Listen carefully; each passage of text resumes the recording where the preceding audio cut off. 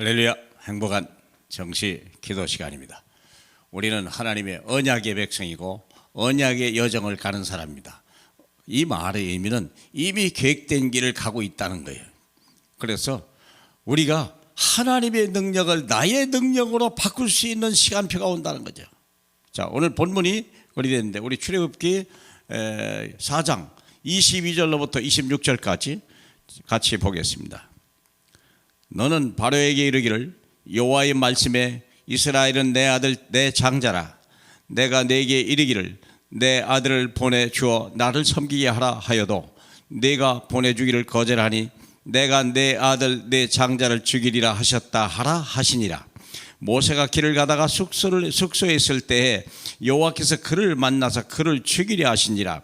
십보라가 돌칼을 가져다가 그의 아들의 표피를 베어 그의 밭에 갖다 대며 이르되 당신은 참으로 내게 피난편이로다 하니 여호와께서 그를 놓아 주시니라. 그때 십보라가 피난편이라 함은 할례 때문이었더라. 아멘. 자, 이제 애굽의 바로 향해서 가는데 무슨 일이 있냐면 이스라엘의 장자가 바로에 있는 품에 아이는 60인만의 장정이 바로 하나님의 장자라 그 말입니다. 그들을 놓아주라 그랬어요. 그들을 거절하면 내가 내 장자 애굽의 장자를 죽이겠다 이러고 이런 메시지를 가지고 가는데 문제는 갑자기 사건이 터졌죠. 모세가 길을 가다가 숙소에 있을 때 여호와께서 그를 죽이려고 하셨다고 하는 거예요. 놀라운 일이 아니겠습니까? 생각해 보세요. 아니 지금 하나님의 명령을 가지고 가는데 갑자기 하나님 모세를 죽이려 하다니요. 이게 웬일입니까 사랑하는 여러분?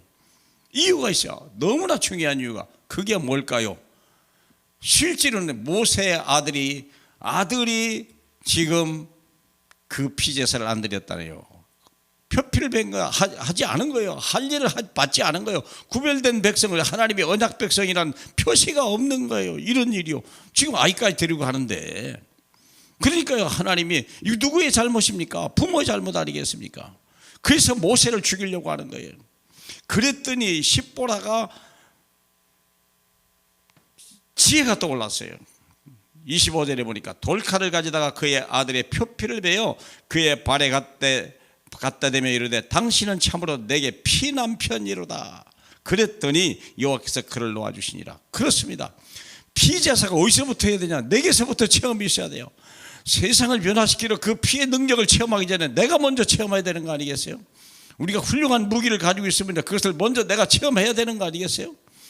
근데 그게 안 된 거예요. 이게 모세가 내가 먼저 증거를 가져야 되는 게 아니겠어요? 이것을 먼저 내 자녀에게 증거해야 되는 거 아니겠어요? 근데 그게 안 된 거예요. 세계복음만 한다면서 내 자녀에게는 실제로 언약 한마디 하지 않는다면 이건 문제되는 거 아니겠습니까? 그거예요. 바로 내 가정에 하나님의 역사를 보게 하고 내 자녀 속에요 하나님의 증거 있는 인생을 시작하라. 그렇죠.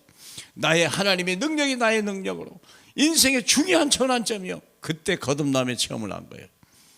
이때 나는 영원히 멸망할 수 없는 확실한 사람이다 하는 거죠. 그래서 하나님이 이때부터 10가지 재앙을 주는데 고센 땅은 구별했더라 그러죠.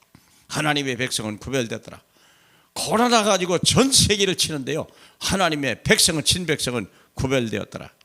사랑하는 여러분, 물론 예수 믿는 사람도 가끔 보였지만 괜찮아요. 그거 죽는 데는 별로 없어요. 또 죽은들 뭐 어떻게든 어차피 뭐 한번 죽는 건데 그렇지 하나님의 능력을 가지고 그럴 수가 없죠. 사랑하는 여러분, 그렇잖아요. 완전히 구별된 걸 믿으시길 바랍니다. 구별되는 정도가 아니에요. 이제는 결정적인 시간표였어요. 위기 속에서 능력을 나타내 체험하는 시간표요. 홍해 앞에서요. 앞에는 홍해요. 뒤에는 이스라엘 애굽의 군대가 막 쳐들어오는데요. 다 죽었다고 생각했어요. 피할 길이 없다고 생각했어요. 그런데 우리가 피의 능력을 가지고 있다면 이 재앙을 한번 몇 번 체험한 걸 봤다면 이제는 더 큰 일도 감당하는 거죠. 그래서 하나님이 홍해 앞으로 끌고 가는 거 아니겠습니까? 위기 속에서 능력을 체험하는 기회로. 그것이 전 이스라엘 백성이, 전 교인이, 전 렘넌트가, 전 평신도들이 우리가 현장에서 복음을 전할 때요, 여러분의 직장에서 복음을 전할 때, 여러분의 상관에게 복음을 전할 때 우리가요 먼저 이런 체험이 있어야 돼요. 그래서 그 직장을 살려야 돼요. 세상을 변화시켜버려야 돼요. 그리고 세상이 깜짝 놀라는 일을 한번 해보자 이거. 우리가 할 수 있는 건 아니도 하나님의 계획이 있다고, 하나님의 시간표가 있다면 해볼 만하지 않겠습니까? 예수는 그리스도, 모든 문제 해결자십니다. 그분은 우리 안에 계십니다. 우리는 하나님의 자녀요, 우리는 세계복음화의 언약을 가진 하나님의 백성입니다. 작지만 하나님은 우리를 통하여 영광을 받으실 것입니다. 기도합시다. 하나님 아버지 감사합니다. 우리와 우리 후대가 영원히 하나님의 언약 아래 있게 하옵소서. 하나님은 우리의 능력이 아니라 하나님의 능력으로, 내 계획이 아니라 하나님의 계획으로, 내 생각이 아니라 하나님의 생각으로 가득 찬 멋있는 인생이 시작되게 하옵소서. 예수님 이름으로 기도합니다. 아멘.